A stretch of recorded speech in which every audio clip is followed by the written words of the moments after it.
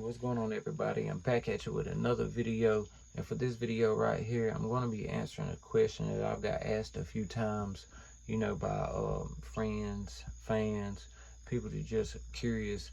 They want to know if they're going to get into chickens, what should they start with? Should they go out and get some chicks, or should they start with already grown chickens, guys? And I want to start by saying that is a great question, because other people have the same type of questions. That's one thing I learned in school. You know how you always got the shy people that don't want to ask questions and stuff because they be thinking people's going to look at them crazy, but the whole time 10 people in the class has that same question. This is one of those guys. So no question that you ask me is crazy or stupid. I never make fun of you. I'll try to answer it to my best of my ability, and that's just the way we do things around here. So very good question.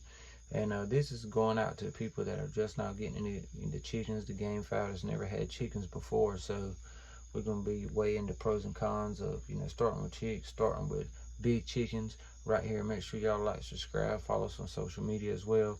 So if you want to start with chickens and you want to say you want to start with chicks, both ways, you can do it both ways. You can start with chicks, you can start with chickens. Just really depends on what is your main goal for your farm, what you have in the near future, goals you have set. Starting with chicks, if you want to learn the process, if you have small kids, it would probably be more beneficial for you to start with chicks. That way y'all can learn together. But I do want to say it's a lot harder raising little chicks, and a lot more work coming with chicks than if you already start with grown chickens, guys. Chicks that you maybe go buy at a Tractor Supply, or from a game farm. You buying these day old, 2, 3, 4, maybe a week old chicks. They take a lot of care. The best bet is to keep them in your house for a little while, then move them to an outside brooder. Some people just move them to an outside brooder, straight out the gate, and that's fine too. But it takes a lot of work, a lot of constant care getting them up through those first couple weeks. Really the first 2 months is the most neediest time for these chicks, that they need people, so they're very hands-on. They need constant care, vitamins and things of that nature. But usually whenever you do get them as chicks and raise them up, they're a lot more friendlier. When they get to that full-grown chicken age, you can handle them a lot better, probably already be used to you. Another good thing about getting the chicks is once they raise up on your farm, they already know your farm like the back of their hand. You don't have to worry about their egg cycle getting messed up, bringing them in from out of town or something like that. So there's definitely beneficial factors of getting chicks, cheaper, a lot cheaper. I want to say that too. You can get a lot more chicks for an amount of money than you can go ahead and get grown chicks, because they're already grown. People's already put the time, the food, the energy into them, so they're going to charge a little more, which is understandable, But so there is a few pros and cons to that situation right there. But if you want to say, what, that might be a little bit more work for me, because I want to say another thing too about chicks. If you go on vacation, you might as well go ahead and cancel that out, unless you got somebody that you can rely on, depend on, and trust to come feed and water your bitties for you while you gone.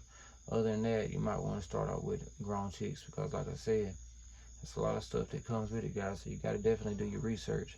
But grown chickens, some good things is about them is that you're already getting them grown, you're already getting them ready to lay. Now I do want to say is, a lot of times when you bring chickens in from a different property, they got to get used to your property at first, so there's a gap in between. They could be laying where they come from, you get them to your house and they stop laying for 2 months. It's just the way it is. I've had hens I've got from different places, and it took a whole year for them to get used to actually start laying.